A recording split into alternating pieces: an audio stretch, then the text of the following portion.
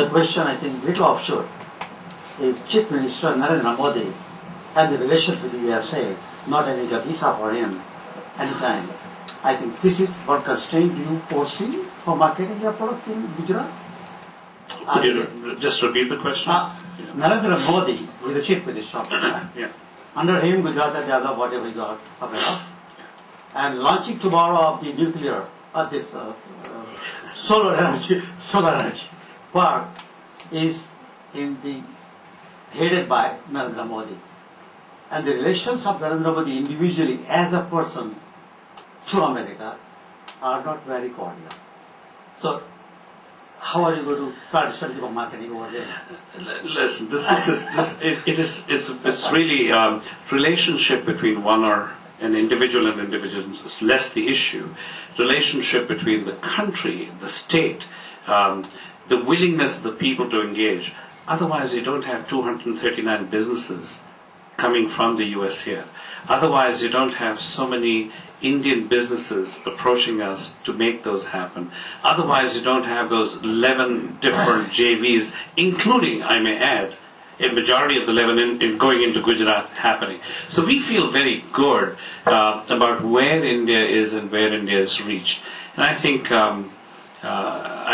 Gujarat has made some right decisions in the right directions, and business-wise, we're very happy with where we are. Sorry. Consumerization. Sorry. One follow-up question, and then I'll come back to you. It's not a follow-up, it's a different question. Now, when you say innovation, education, and commercialization, and 12% exports so far of American GDP.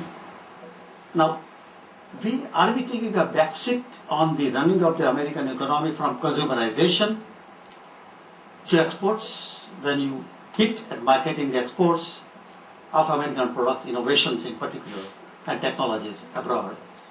Because consumerization gives a tremendous resilience so far in American growth in the last 50 years' time.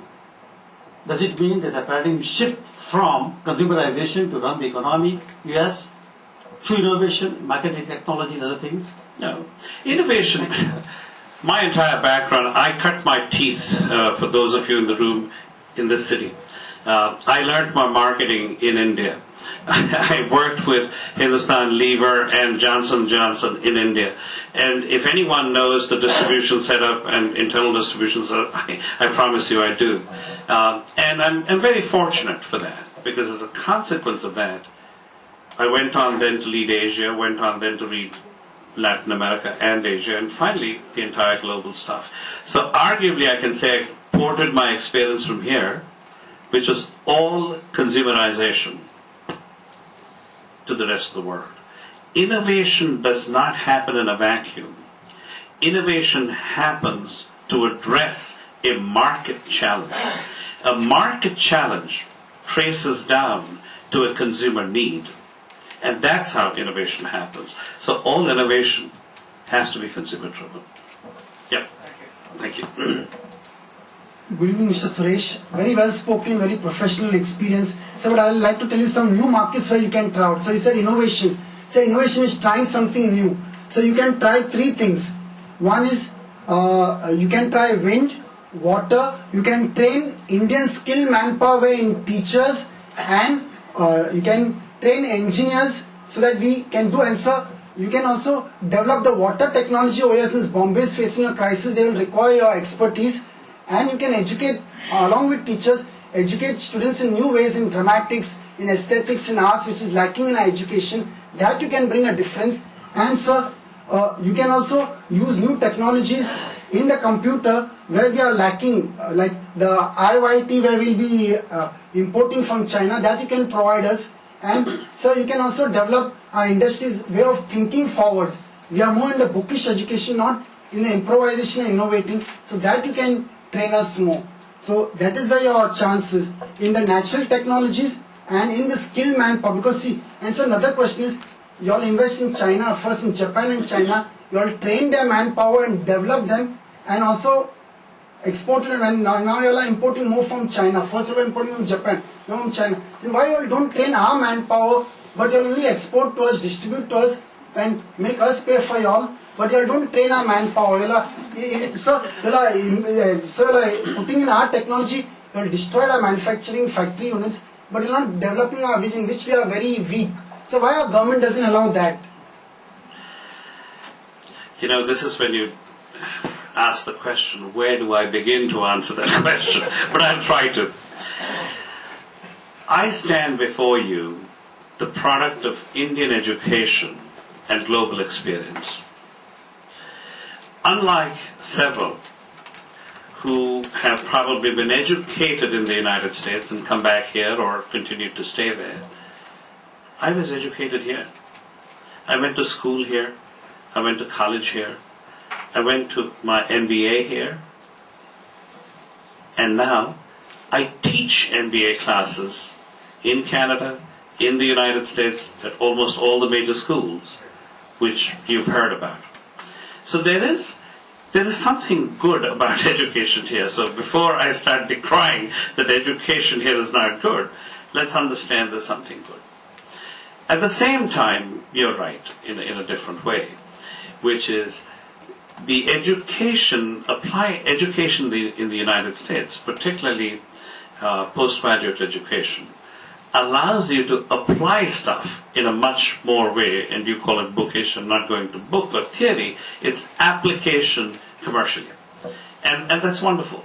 And again, all the examples I gave you, whether it was the motor cars, the planes, to the internets, etc., are really commercialization and using in an applied form. So we do that, and that's done well.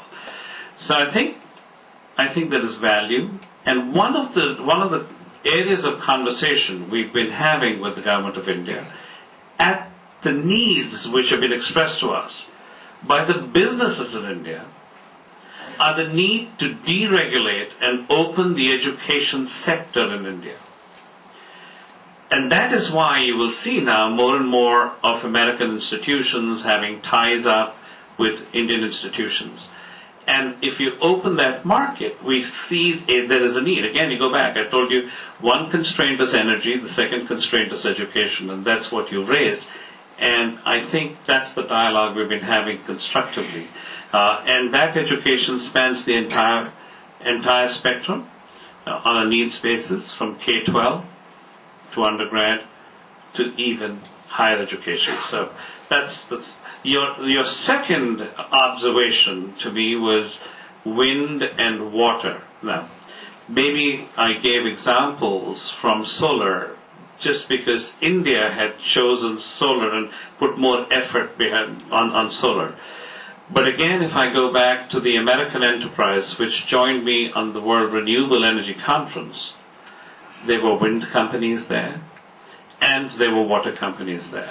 So hydro or wind or solar is a determination of the country which needs to engage based on the natural resources it has. We are fortunate to have those technologies with us because in the vast land which is America, we have different provinces which require different forms of energy treatment. And out of that fortune to us, we have developed technology in that space. So you can go to the rural areas and you can use it over there also. Rural areas, education, training skilled manpower, set up universities there because there's lacking in districts, villages. And so you can use this wind and water over there also. Absolutely. Thank you very much.